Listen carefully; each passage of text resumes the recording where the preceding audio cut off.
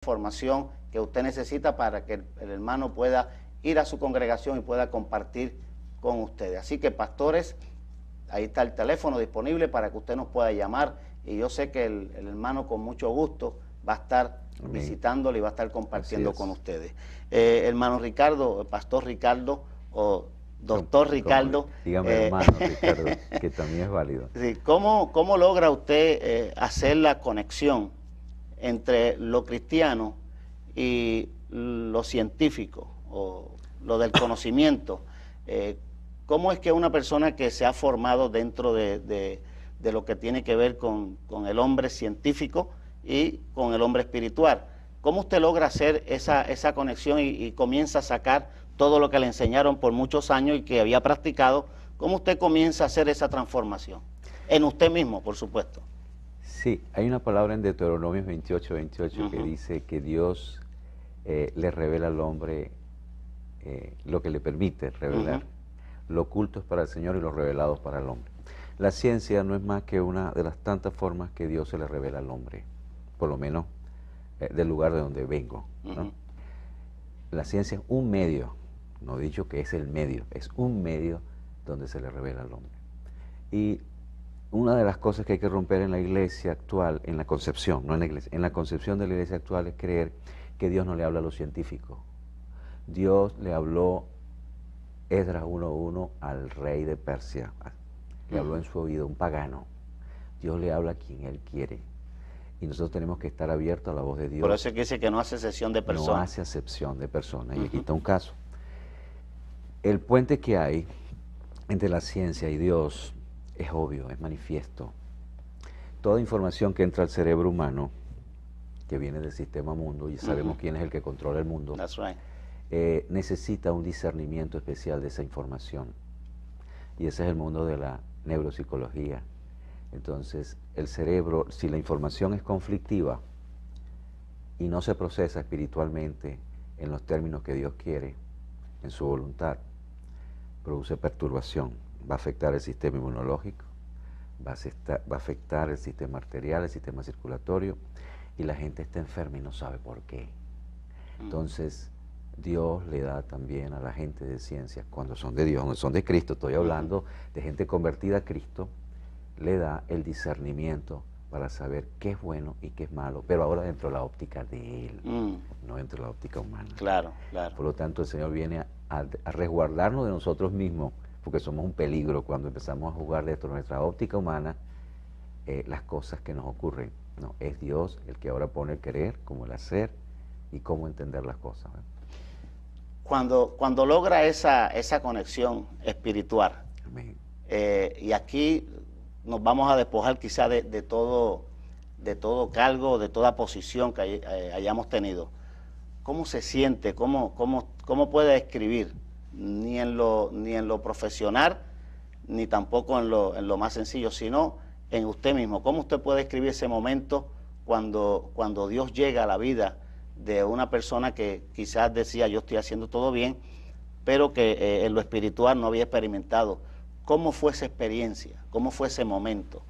Describiéndolo no en palabras, como diríamos, del ámbito profesional, sino en el plano espiritual. En el plano espiritual, en el hombre sencillo. Claro. ¿Cómo usted describe ese momento? Yo creo que Lucas 16:15 lo describe perfectamente. Cuando él le responde al mundo fariseo que el hombre, lo más sublime para el hombre puede ser abominación para Dios. Yo entendí que mi vida había sido un error, que vivir confiado en el hombre y en el humanismo y en los esquemas humanos para tratar la realidad es un tremendo error.